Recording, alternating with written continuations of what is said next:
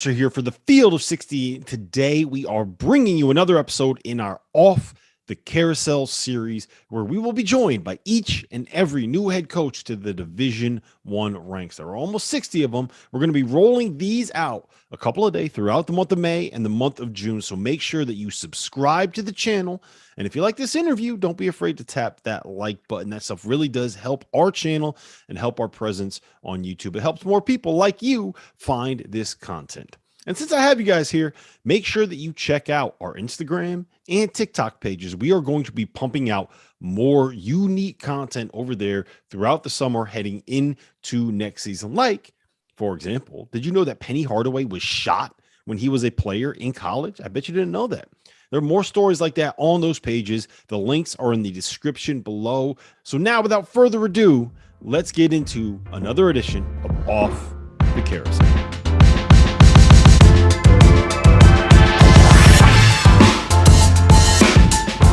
Jeff Goodman with the Field of 68 now here off the carousel with new Maryland head coach, Kevin Willard. Kevin, I would have dressed up, I would have shaved, but you've already canceled on me twice. You've pushed me back twice. So I just figured you weren't going to show up. So why dress up? Why shave? Why try to look presentable? I wouldn't expect anything different from you, to be honest with you. So have you found your coffee spot in College Park yet?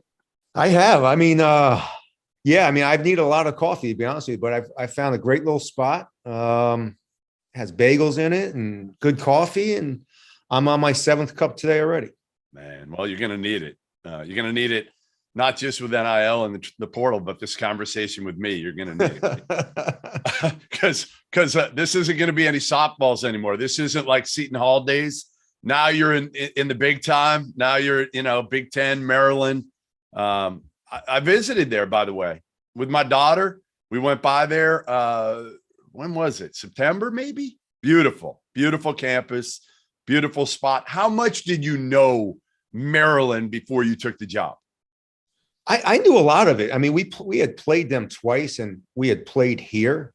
And again, just they're only 3 hours from Jersey. So, knowing Under Armour, being part and kind of talking to all the guys down here, I had a really good feel for it. Your boys, I figure that's probably the hardest part of this move for you, because your boys are how old now? 9th and 8th grade. Yeah. Was that, people don't understand the family component of this, and you come on, you can do your job anywhere and be fine, right? We don't have friends at our age. They do. They've got friends, and you've got to pick them up and move them at a tough age. How difficult was that? Yeah, I mean, I think that's the weird thing about it, Jeff, is like, it was either now or never in my mind, because of their ages. I wasn't gonna move them once they kind of got settled in high school, and it was just they've been champions. They've been great. I'd probably be divorced by the time this is all said and done, just because my wife has just been a saint too. But it's hard on families. We jump right in, and I have a staff. I have 7 guys on my staff. So I have a support system right away. We're recruiting all day. You're on the road recruiting. You have 7 guys with you there. So I have a support group right away. But then, I haven't been home in 3.5 weeks. And so, my wife is doing all the heavy work, and my kids are going through a little bit, but they are super excited. I mean, the Maryland fan base, the staff here, they've been phenomenal, and they're looking forward to getting down here and kind of getting started. So I don't know how much you're going to be able to tell me about this, but how did it all come together? I think we all felt like you had the job back in like December, Turds quit or that didn't work out early December. I think everybody was just like, all right, they made a few phone calls, and Willard's going to be the guy because, it fits. I think that was the biggest thing for me, was it just fit you very, very well, and it fit them to hire you. Yeah, it's weird. Everyone's to be honest with you, like I didn't really think about it as the season was going on. As the season started getting to the end, and it was like, again, my wife and I, every year I always had discussions about, where we are and do we want to make a move? And as it got closer to the end of the season, I looked at it from a family standpoint. I just looked at it like, all right, I got to start looking at what jobs are going to be open, because if I am going to make a move, it's got to be now. Yeah. And, I didn't talk to Damon Evans until we lost on Friday night, I think. I talked to him Saturday morning, and that was like the first time I talked to Damon. And then I talked to him when we landed. So it moved really fast. But as far as like the conversations and them talking to me, it didn't happen until we got killed in the NCAA tournament. Yeah, it's crazy how quickly things move now. I don't feel like that wasn't the case 5 or 10 years ago, but now you're seeing guys literally they get knocked out and they've got the job 24 hours later. Well, I think the portal has a huge influence on that, because, if you get a new job and you got to come and you got to look at your roster. You got to get to know the guys on the current roster. And then you got to evaluate and say, okay, wait a second. Now I got to go out and I got to try to recruit as many freshmen as I can. I got to see, then I got to look at the portal and say, okay, I got to bring at least 3 or 4 guys in from the portal. And I think if it doesn't move fast, you kind of get left behind. What was it about Maryland? I mean, obviously they've got tradition. Their fans are lunatics in a good way. Yeah. I mean, I think, I knew Turge really well, and I respected him, and I think he's a heck of a coach, and he did a heck of a job here. And I knew Turge for a long time. And I just, I think being in the Northeast, I think me knowing this area, there was not that it was comfortable, but I knew that I could get down here, know the lay of the land, knowing where this place is and how much great high school basketball, great AAU basketball there is. And again, kind of keeping my Northeast ties to my family. To me, it just made a whole lot of sense. And again, I look at, Lefty, Coach Williams, Turge, and then you look at all the great players that have come through here, to be part of that family. I thought was a pretty cool, pretty good chance. I just didn't want to pass up. No, I think it's a top 20 job in the country. I've said that forever. I really believe that. And you've got so many players in the area too. I mean, that's the beauty. You did at Seton Hall too, but let's face it, you and I talked about this for a while. Seton Hall, not an easy place to recruit to. Now you go to Maryland. I think there's different. I think, it's a little bit different in the fact that I think, we can recruit maybe a little bit farther than that I was able to at Seton Hall.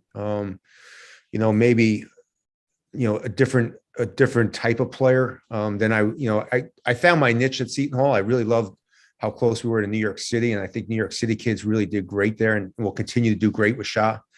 But I think we can expand just a little bit further here.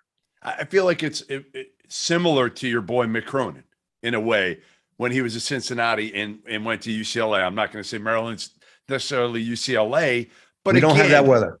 Yeah, you don't have the weather. No, you definitely don't. Although it's probably pretty nice there right now. But I feel like, again, you can get in there with top 50 players now, but you need the right players for you, don't you? Yeah, absolutely. I mean, I think that's what, I hired a really good staff, 2 guys that had worked for me. Someone that I've known for a while, and David Cox, who I respect tremendously.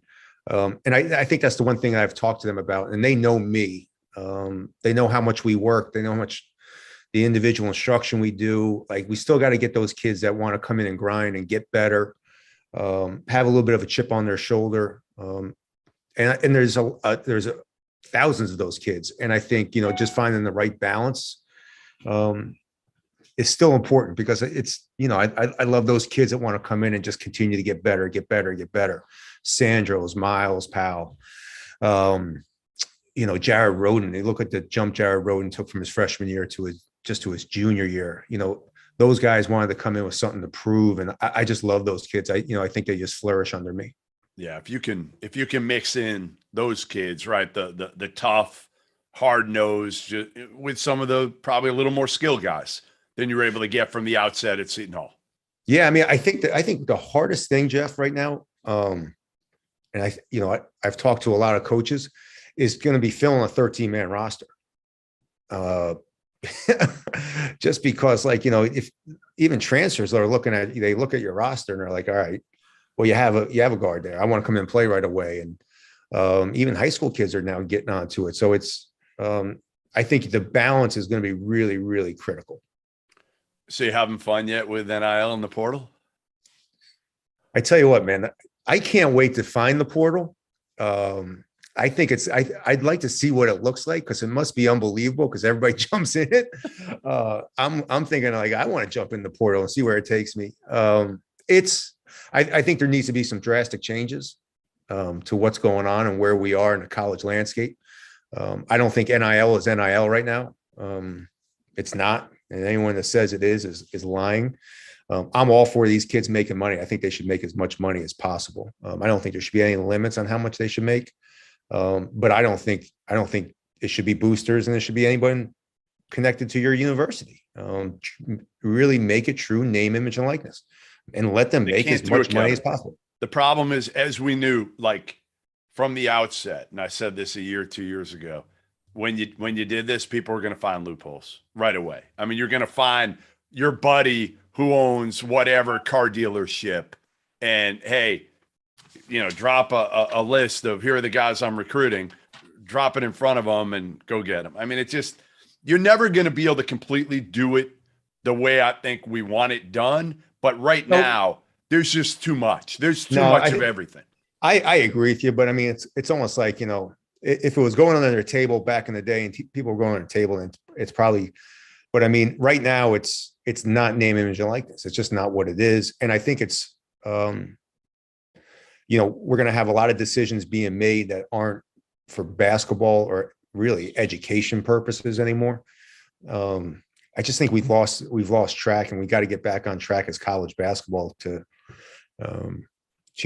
really providing what we can provide, and at the same time letting these kids make money off their name, image, and likeness, and promote it and let them do it. But at the same time, like these collectives or these a booster, promising $400,000 is just, that's not name, image, and likeness. And it's going to be hard. This. It's going to be hard to coach some of those guys in the locker room too. Like one guy making more than another guy, but yeah, I mean, I don't know. Like, we've talked about it. It's like, if you get one guy with a deal, you probably have to make sure every guy in the roster has a deal. Something. Yeah. I mean, even if, your 13th guy is not playing, I mean, in the NBA, everyone gets paid, and they have, you get a guy and he's there for 4 years, what he's getting. I think right now you bring a guy in and all of a sudden, you get him an NIL deal. What happens? He leaves the next year, and gets a better deal. That's not name, image, and likeness. Right. No, I think one coach was telling me the idea would be have 1 through 13 make the same amount of money. And then after that, you go out and get whatever you can in addition through companies, through businesses. Right. And that's on you. Then there's not any real jealousy because everybody was getting the same baseline money. Yeah, I mean, but how you do that, and that again, that's not name, image, and likeness. That's a salary cap. Yep. And where's that? Then does everybody in college basketball have the same salary cap? No. I still think, to me, I think the easiest way out of this mess is to have an NCAA tournament bonus. I've been saying it for 4 to 5 years. Oh. You bring tremendous value to your university when you go to the NCAA tournament. You get the recognition, you get the TV, you get. So I think, instead of, taking $400 million out of the NCAA tournament revenue and repurposing that back to the players that, it's like playoff bonuses. You make the first round, you get A. You get to the second round, you get B. You get to the Sweet 16, and the guys that win a national championship, like the Kansas guys this year. Those guys should have got a bigger playoff chunk. And I think that just stops everything. Yeah, that would be interesting. Because if you're not making the NCAA tournament, we're chartering, we're giving them every meal, we're giving them an education. We're spending a lot of money. We're working with them, sports psychiatrists, chiropractors, massage therapists. It's not like when I played, when, you took a 6 a.m. flight home, it's much different. So I think if the NCAA looked at it from the standpoint of rewarding the guys that really brought tremendous value to the university, I think, I'd love to see a NEC tournament final game. Have you hit my boy up, Van Pelt, yet for a collective? Like, has he started one? I mean, what do we? Scott's busy, man. He did the Masters. Oh, don't let him fool you. Listen, he's reading. He knows every guy you're recruiting. Oh, it's unbelievable. Guy. No, I mean, he just lost his dog, and so I felt really bad because I was texting with him at the Masters. I had lunch with him, but he is a great supporter. I mean, he knows he knows every guy that's coming to campus. Like, we have 2 kids coming to campus today, and he texted me already and was like, "Yeah, I'm so excited this guy's coming." I'm like, holy shit! I don't know. Right? I don't know if I need Maryland. I didn't know I was supposed to be on a meeting with you. No, he's incredible. I mean, he is. I'll give him credit when, like, a lot of the Maryland fans were killing Turge. The one guy who was standing up for Mark Turgeon was Scott Van Pelt, period. Yeah. Telling people it could be worse. Like, be careful what you wish for sometimes. Absolutely. I mean, and I think he's, Coach Williams has been great. It's a really cool alumni base. It really is. And they are passionate, which is like, you want that. I know it's what I loved about the Seton Hall fans, like, they're passionate. They don't get Seton Hall fans don't get enough credit for how much passion they have and what a great tradition they have. And they'll let you know it when you suck. Yes, they will. And they'll do it again if you suck. Yeah. My guy in row 7, seat 3, he let me know every game. Well, I can't wait. My favorite thing of going to Maryland games the last however many years was the students dressing up as turds with the hair. Did you see him with the white hair? So they're going to have to, it's going to be easy for them now. It's going to be easy. They just shave their head. Anybody can look like Kevin Willard, and everybody looks. I mean, you and Van Pelt were like separated at birth. Yeah. I mean, it's a great hairdo. I mean, it's easy. It takes 30 seconds. The students are going to love it. They're going to realize they don't have to look in the mirror. They're ugly, and you just go. Don't have to do much at all. Exactly. No, I mean, it's like my wife, they're going to realize, like, he's married and his wife looks like this every day. Like, you gotta be nuts. So, hey, your staff, you mentioned him earlier. You brought Grant with you, Bill Meyer, and brought on David Cox and Tony Skinn, 2 DMV guys.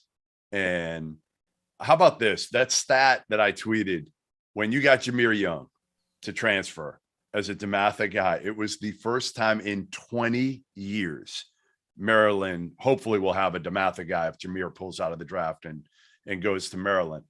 How insane is it that it's been that long, and how much of a priority is it for you, not just DeMatha guys, but to kind of own the DMV if you can? Yeah, I mean, you know what? No, I when I saw that stat, it was crazy. And Tony Skinn told me, he's like, Jameer is the first time in 20 years. I was like, just because it's been such a great powerhouse, so well coached, so many good players going through there. I don't want to own the DMV. I don't think you can. I think you have to be realistic. You got Georgetown's right down the road. You always have it's just like New York. You always have other teams coming in.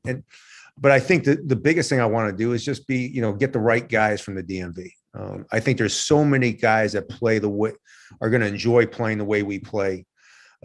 Just making sure that we get the right guys that fit what we want to do, because there are that many players, and really selecting the guys that, can help this program get back to where it was a few years ago and have some fun doing it. And, the high school coaches have been great. The AU coaches have been great.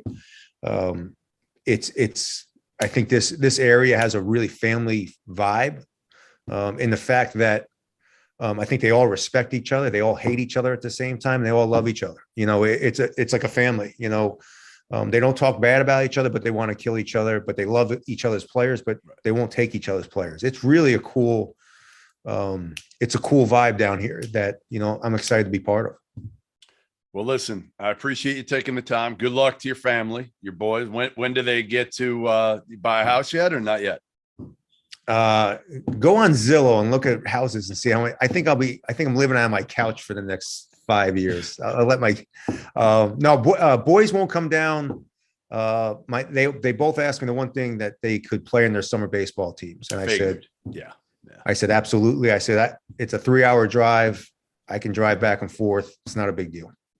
No, that's the way to do it. That is the way. Listen, my daughter's going off to school in a few months, and I'm gonna try to convince her to come down. If I can get a credential for her to come to the Peach Jam, I'm bringing her. Her because don't do that to her. The days are limited. I know it's not the right thing to do to her, but for me, it's tell her to bring a jacket, a hat, gloves. I know it's a good point. Good point. When I pack for the Peach Jam, my family's like, "You're going to Augusta, Georgia." I'm like, you have no idea how cold that gym is. It's different in the gym and out of the gym. It is different. You can go from sweating to icicles on your beard in like 30 seconds. Doster almost left me for dead last year at the Peach Jam. It sounds like him. He did. I got bit, and I'm allergic to bees. Right as I was walking out of the Peach Jam, literally walking out of that front door, and all of a sudden something bit me. And I'm like, damn, I told him, I'm like, I'm allergic to bees. Like, I could be dead in 15 minutes. He didn't give a shit at all. Like, I had to run. I went to an emergency room. He dropped me off and went for beers with somebody else. I was about to say, he's probably hitting the Waffle House. That's right. It didn't matter to right him. Across. I hit that thing. It's the only time I eat Waffle House is those 7 days in Augusta. I kill it, man. It's like I eat it breakfast, lunch, and dinner. Like, I can't, like, the lady walks in, she's like, I think that there was an 80-year-old waitress. She was such a sweetheart, but I think she thought I was stalking her because I came in so many times last year. She was probably, when you first came in, she was probably 55, right? You probably going for the last 25 years to that Waffle House. All right, well, listen, find me a good coffee spot. I'm a Dunkin' Donuts guy, so I know there's a couple down here. Don't worry about it. There are. Yeah, we'll do it when I get up there. And congrats again, Kevin Willard, Field of 68, Off the Carousel, new Maryland head coach, and good luck, my man. Appreciate it, man. Always good being with you.